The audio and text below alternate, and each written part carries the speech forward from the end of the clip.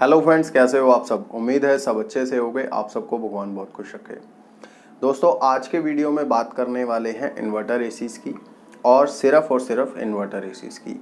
इस वीडियो में आप जान पाएंगे कि इन्वर्टर एसी क्या होता है, उसके पॉजिटिव पॉइंट क्या होते हैं, उसके नेगेटिव पॉइंट क्या होते हैं, किन लोगों को इन्वर्टर एसी लेना चाहिए, किन लोगों को नहीं लेना चाहिए। तो इन सभी चीज़ों के ऊपर इस वीडियो में बहुत ही डिटेल से बात होने वाली है। और मोस्ट इम्पॉर्टेंट कि इन्वर्टर एसी में ये इन्वर्टर होता क्या है एक्चुअली। दोस्तों, जब भी हम एसी लेने जाते हैं या एसी का मन बना रहे होते हैं, लेने का सोच रहे होते हैं, तो उस टाइम सबसे पहले हमें ये पता होना चाहिए कि हमें कितने टन का एसी लेना है। और वो हम अपने रूम साइज़ के हिसाब से जज करते हैं कि हमारा रूम कितना बड़ा है, कितनी खिड़कियां हैं, कितनी ऐसी जगहें हैं जहाँ से हीट आती है या बाहर की हवा आती है। तो इन सभी चीज़ों को ध्यान में रखते हुए हमें कूलिंग कैपेसिटी देखनी पड़ती है कि हमें 1 टन का लेना है, 1.5 टन का लेना है, 2 टन का लेना है। और उसके बाद आती है बात कि हमें कौन सी टेक्नोलॉजी पर जाना है। तो यानी कि कूलिंग एफिशिएंसी दोनों की सेम ही होती है। बेशक आप नॉर्मल एसी की बात करें या इन्वर्टर एसी की बात करें, अगर वो 1 टन का है तो वो भी उतनी ठंडक करेगा, दूसरा भी उतनी ठंडक करेगा, लेकिन टेक्नोलॉजी में फ़र्क है, इसलिए दोनों में बहुत अंतर है। तो सबसे पहले जानते हैं कि इन्वर्टर एसीज़ में क्या टेक्नोलॉजी यूज़ की जाती है और इसके जो गुड पॉइंट्स हैं उसके बारे में सबसे पहले चलिए बात शुरू करते हैं। तो दोस्तों, सबसे पहला पॉइंट है जो कंपनीज ज़ोर शोर से हल्ला करती हैं कि ये कम बिजली खाते हैं। और ये बिल्कुल सच है कि ये नॉर्मल एसी से बिजली कम ही खाते हैं, लेकिन उसके ऊपर एक टर्म्स एंड कंडीशंस हैं, उसके बारे में आपको आगे वीडियो देखते रहो, सब पता लग जाएगा। तो दूसरा पॉइंट है पावर फ्लक्चुएशन। दोस्तों, आपने कभी देखा होगा, अगर आप लोगों के घर में एसी लगा हुआ है या आपने कभी किसी और के घर में एसी जब ऑन होता है तो नोटिस किया हो, जब एसी का कंप्रेशर ऑन होता है ना, तो पावर में हल्का सा एक झपकी मारता है, यानी फ्लक्चुएशन होती है। जब कंप्रेशर ऑन होता है तो लोड पड़ता है बहुत ज़्यादा। लेकिन इन्वर्टर एसीज़ में ऐसा नहीं होता है। जब भी इन्वर्टर एसी के कंप्रेशर ऑन होते हैं तो आपको पता भी नहीं लगता है कि कब कंप्रेशर ऑन हो गया। तो बिल्कुल भी फ्लक्चुएशन यहाँ पे नहीं होती है, क्योंकि इनके जो कंप्रेशर होते हैं वो इतना ज़्यादा लोड ही नहीं लेते हैं, वो बहुत कम लोड पे चलते हैं। और तीसरा सबसे अच्छा पॉइंट है कि कंपनीज इनके कंप्रेशर्स के ऊपर 10 साल की वारंटी देती हैं। यानी कि आपको नॉर्मल में 5 साल की मिलती है जनरली, इसमें 10 साल की वारंटी मिल जाती है कंप्रेशर के ऊपर, क्योंकि इनके जो कंप्रेशर हैं वो रेगुलर काम करते हैं। यानी कि आपने जब एसी स्टार्ट करा और जब आप इसको अब बंद करेंगे तब तक कंप्रेशर चलता ही रहेगा। तो भाई चलता ही रहेगा, तो इसलिए कंपनी ने वारंटी एक्सटेंड की है, क्योंकि हो सकता है भाई ख़राब हो जाए, क्योंकि काम ज़्यादा ले रहे हैं उससे। अब वो चलता ही क्यों रहेगा, इसके पीछे भी एक रीज़न है। बेसिकली जब हम एक टेम्परेचर सेट कर देते हैं, सपोज़ आपने 25 डिग्री सेट कर दिया और आपके एसी ने आपके रूम को 25 डिग्री टेम्परेचर पर मेंटेन कर दिया, तो अब नॉर्मली क्या होता है कि एसीज़ के कंप्रेशर कट हो जाते हैं। यानी कि जो उनका थर्मोस्टेट होता है वो आगे सिग्नल देता है कि उनका कंप्रेशर ही बंद हो जाता है, और जब फिर टेम्परेचर 26 या 27 पे आता है तो फिर से वो स्टार्ट होते हैं और फिर से कूलिंग करने लगते हैं। लेकिन इन्वर्टर एसीज़ में ऐसा नहीं होता है। इन्वर्टर एसीज़ में जब आपने डिज़ायर्ड टेम्परेचर पे पहुंच जाते हो तो उसके बाद उनके जो थर्मोस्टेट हैं वो सिग्नल देते हैं कंप्रेशर को, और कंप्रेशर बंद होने की बजाय लो स्पीड पे चलने लगते हैं, यानी कि कम वाट पे चलने लगते हैं। तो उसका मतलब ये होता है कि अब उनका काम ये है कि जो 25 डिग्री उन्होंने बनाया है टेम्परेचर, अब उसको सिर्फ उन्हें मेंटेन करना है। तो इसमें बट ऑब्वियसली बात है कि मेंटेन करने में और एक 30 डिग्री से 25 डिग्री में लाने में बहुत फ़र्क है। तो जो जोर लगता है वो एक ही बार लगता है और बाकी उसको फिर मेंटेन किया जाता है, तो मेंटेन में इतना जोर नहीं लगता है। तो इसी कारण से बिजली के बिल कम आते हैं, क्योंकि कंप्रेशर पर लोड बहुत कम रहता है दोस्तों। और दोस्तों, अगर आप लॉन्ग टाइम के लिए एसी चलाते हैं, जैसे 7 घंटे, 8 घंटे, 9 घंटे, 10 घंटे, 12 घंटे एसी चलता ही रहता है आपके यहाँ पे, तो इन्वर्टर एसी बहुत ही ज़्यादा बेनिफिशियल हैं आपके लिए।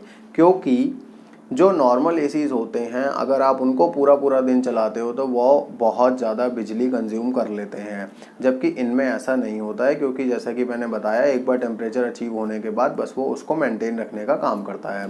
तो जो लोग लंबे समय तक ज़्यादा एसी यूज़ करते हैं उनके लिए इन्वर्टर एसी बेटर रहते हैं। अब बात करते हैं कि पूरा पूरा दिन चलाते हैं तो भी बिजली का बिल कम क्यों आता है। दोस्तों एक तो इनके कंप्रेशर पर लोड कम रहता है क्योंकि टेम्परेचर मेंटेन ही रखना है उसने एक बार अचीव कर लिया जब। अब दूसरी बात यह है कि इनके अंदर जितने भी कंपोनेंट लगे होते हैं वो सारे डीसी पर चलते हैं, यानी कि डायरेक्ट करंट पर चलते हैं, जैसे कि हमारी बैटरीज होती हैं। तो हमारे यहाँ तो एसी में आता है करंट, आप सब जानते हो 220 वोल्ट जो आता है वो एसी में आता है। तो एसी में जो करंट आ रहा है हमारा उसको डीसी में कन्वर्ट करने के लिए इसके अंदर इन्वर्टर टाइप एक पीसीबी लगाई जाती है, उसी को ही बेसिकली इन्वर्टर कहते हैं क्योंकि ये करंट को एसी से डीसी में कन्वर्ट करता है। अब इसको बहुत सरल तरीके से आप समझ लो, जैसे कि हमारे घर में एक इन्वर्टर लगा होता है, वो भी क्या करता है जब लाइट चली जाती है तो हमारी बैटरी से हमारे घर की बत्तियां जलाता है, लेकिन हमारी बैटरी जो है वो डीसी करंट देती है। तो वो इन्वर्टर क्या करता है उस डीसी को कन्वर्ट करके एसी में देता है। तो यहाँ पर एसी को डीसी में किया जा रहा है, एसी में। तो बेसिकली इन्वर्टर टेक्नोलॉजी इसको कहते हैं।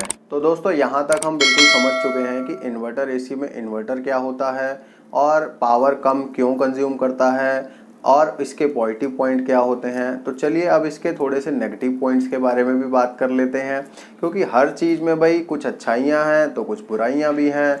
तो चलिए उन पर भी नज़र डाल लेते हैं। दोस्तों सबसे पहली जो कमी आती है वो ये आती है कि इनकी जो कूलिंग सिस्टम है वो इंस्टेंट नहीं होता है, यानी कि जब आप एसी चलाते हो तो जैसा कि कंप्रेशर लोड कम ही लेता है तो वो फुल पावर पे भी मतलब थोड़ा कम ही चलता है, तो इनकी कूलिंग जो है वो धीरे धीरे इंक्रीज होती है। जबकि नॉर्मल टाइप के एसी में क्या होता है जैसे ही आप चलाते हो वो एकदम से ठंडा करने लगता है, इनमें ऐसा नहीं होता, ये धीरे धीरे आपके रूम का टेम्परेचर जो है मेंटेन करते हैं। लेकिन जब एक बार मेंटेन कर लेते हैं तो उसके बाद ये उसको नीचे नहीं आने देते हैं, उसको वहीं पर स्टेबल रखते हैं। और दूसरा नेगेटिव पॉइंट है इसका प्राइस, क्योंकि प्राइस इसका थोड़ा सा अप होता है, ज़्यादा महंगा आता है ये एसी। अब ये चीज़ कुछ लोगों के लिए नेगेटिव हो सकती है लेकिन कुछ लोगों के लिए मैटर नहीं करती है। लेकिन अब ये है तो है कि बाकी जो है एसी से इन्वर्टर एसी टेक्नोलॉजी जो है वो महंगी आती है, तो इसलिए ये एसी नॉर्मल एसी से महंगा आता है। तो तीसरे नेगेटिव पॉइंट की बात करें तो अगर आप इसको कम यूज़ करेंगे तो ये आपकी बिजली नहीं बचाएगा, यानी कि आपने 2 घंटे चलाना है, 1 घंटे चलाना है, 3 घंटे चलाना है, तो आपकी कोई बिजली सेव नहीं करने वाला ये। अगर आप 8 से 10 घंटे यूज़ करते हो एसी तो ही आपके बिजली के बिल में फ़र्क दिखाई देगा आपको। और अगर आपके रूम के दरवाजे खिड़कियां खुले रहते हैं, अगर वो प्रॉपरली सील्ड नहीं है, तो आपको इन्वर्टर एसी पावर सेविंग नहीं करेगा, क्योंकि जब आप उस पर टेम्परेचर सेट करेंगे तो वहाँ तक वो मेंटेन नहीं कर पाएगा, उसके बाद उसको स्टेबल नहीं कर पाएगा, तो कंप्रेशर का पावर लगता रहेगा, तो बेसिकली उसका पावर कंजम्पशन हाई ही रहेगा। तो आपको पूरा रूम सील्ड ही करना है, तभी आप इन्वर्टर एसी का प्रॉपर मज़ा ले सकते हो और जो इसका पॉइंट है पावर सेविंग वाला उसका भी फ़ायदा उठा सकते हो। और लास्ट में बात करते हैं इसके मेंटेनेंस की या रिपेयरिंग कॉस्ट की। तो बट ऑब्वियस सी बात है, जो भी चीज़ मार्केट में नहीं आती है उसकी रिपेयरिंग सर्विसिंग महंगी होती है, और इसमें भी ऐसा ही है। इसका जो रिपेयरिंग कॉस्ट है वो ज़्यादा है। इसमें जो पीसीबी लगा होता है या उसको इन्वर्टर पीसीबी कह लो, उसका रिप्लेसमेंट अगर बाई चांस कराना पड़ जाए तो 10-12 हज़ार का वो पीसीबी आता है, तो काफ़ी ज़्यादा हाई इसके पैसे हैं। और कंपोनेंट भी इसके जो होते हैं वो काफ़ी ज़्यादा महंगे आते हैं, क्योंकि वो डीसी वाले होते हैं, नॉर्मली जो होते हैं वो एसी वाले होते हैं। तो दोस्तों ये थी कुछ इंपॉर्टेंट जानकारियाँ इन्वर्टर एसीज़ के बारे में। अगर आपको अच्छी लगी हो तो वीडियो को ज़रूर लाइक कीजिएगा और साथ ही साथ शेयर भी कीजिएगा अपने दोस्तों के साथ, ताकि उनको भी पता लगे कि इन्वर्टर एसीज़ क्या होते हैं और कैसे काम करते हैं। और अगर आप चैनल पे नए हैं और वीडियो देखते देखते यहाँ तक पहुँच चुके हैं तो आप सब्सक्राइब भी कर लो चैनल और साथ में घंटे को भी दबा देना, ताकि आपको सभी वीडियोस के नोटिफिकेशंस मिलते रहें। मैं मिलूंगा आपको किसी नई वीडियो में किसी नए टॉपिक के साथ, तब तक के लिए गॉड ब्लेस यू दोस्तों।